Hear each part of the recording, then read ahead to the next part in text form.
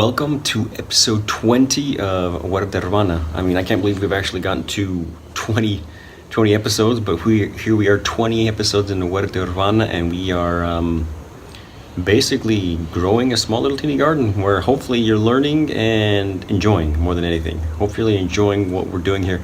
On this latest episode, I don't really talk much about the garden. I'm going to talk about something that I've been wanting to get my hands on for a very long time, and it doesn't have much to do with gardening, like I said, but it does have a lot to do with cooking. And cooking and gardening, they go hand in hand, especially when you're cooking from what you get from your garden. That's what I try to do as much as I possibly can, or if I can't, get it from locally grown places, and not always possible either. But today I'm going to show you what I cook with, something new that I cook with. It's called a disc plow. In Spanish, it's called disco de arado. And they take these disc plows and as you'll see in the video, that you cook in them, and it's just beautiful. So I use cooking kind of like a therapy. It's kind of like being in the zone. It's kind of like being present. It helps you stay present. I use it you could say, as a meditation, and it's been something that I've been really enjoying. I don't do it too often. I should be doing it more often to actually help even more, but I do it. When I do it, it's a great way just to stay present. It's a great way to kind of put yourself into that zone, and you're going to see what that whole disc plow actually is, and how I cured it and what I did with it. The first time I ever cooked in a disc plow was actually on a mini getaway we had as a family. We went to a city about 45 minutes from where we're living, and they actually had a disc plow there where we could use, and we was like, oh, I've got to use this. I've been wanting one for so long, and the one I got was actually for my birthday, so I was super stoked. It was a sweet birthday present. But we saw the disc plow, and we made the traditional pollo al disco, so chicken in the disc plow, and oh my goodness, it was so good. I mean, it's the type where the salsa that's left over. I mean, it's just so good. You want to take a piece of bread and just don't let anything go to waste, because it was so good.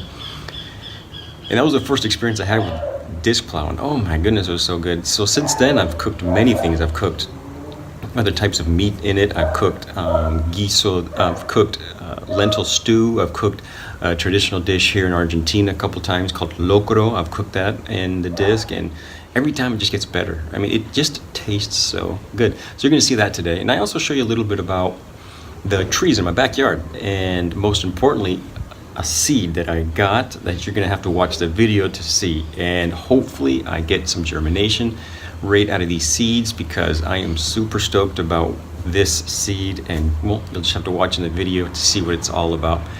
Thanks guys for all you guys do. Hopefully you're enjoying these videos, and like I say, enjoy. Do you know what this is? This is called disco de arado. It's a way to cook here in Argentina, and this was actually given to me for a birthday gift. This was actually given to me by my wife's mother, aunt, and grandmother. Talk about awesome gift. As you guys know, I like to barbecue, I like to cook. It's like therapy to me, especially when I'm cooking with the food that I grow, which definitely isn't enough. But what I'm going to do with this, because it's brand new, they just got it for me, I have to seal it. So what this is actually a disc that's used to till the earth. And they do is they fill in the hole in the center, and they put this little piece of metal around it so we can actually cook in it.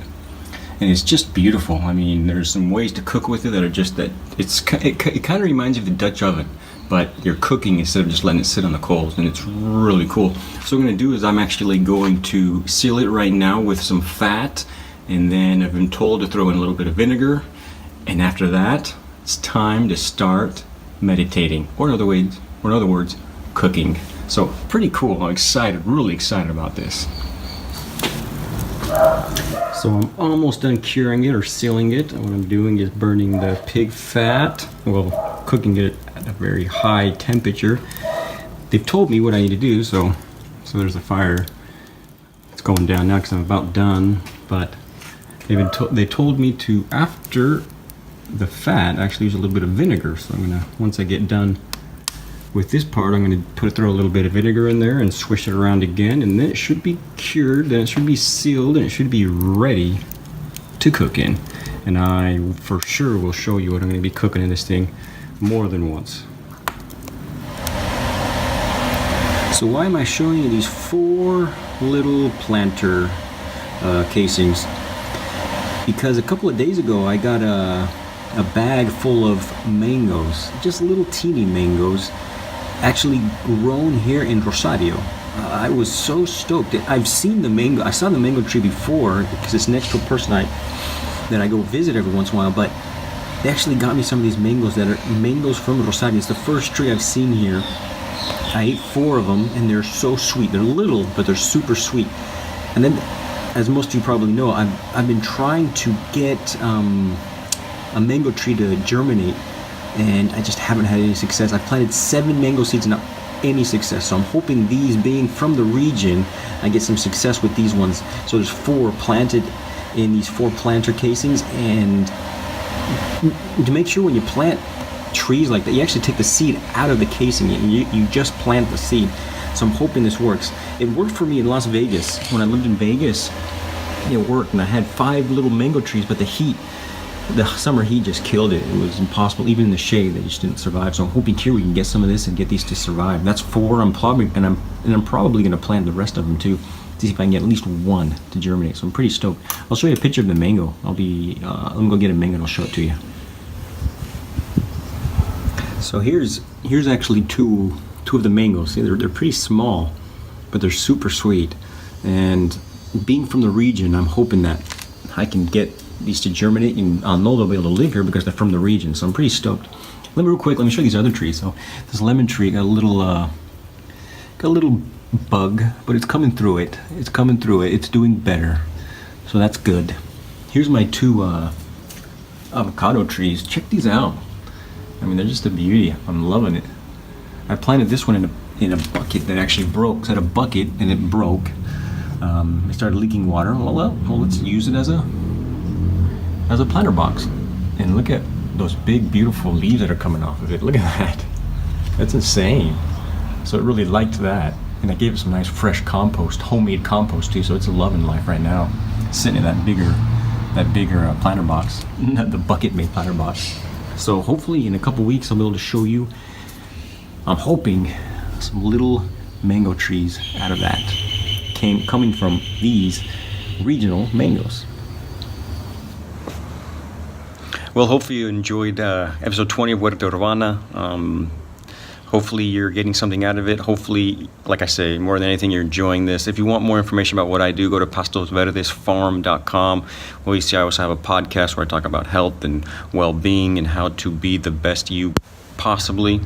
So go over there and check it out. And don't forget to subscribe if you like this so you don't ever miss an episode.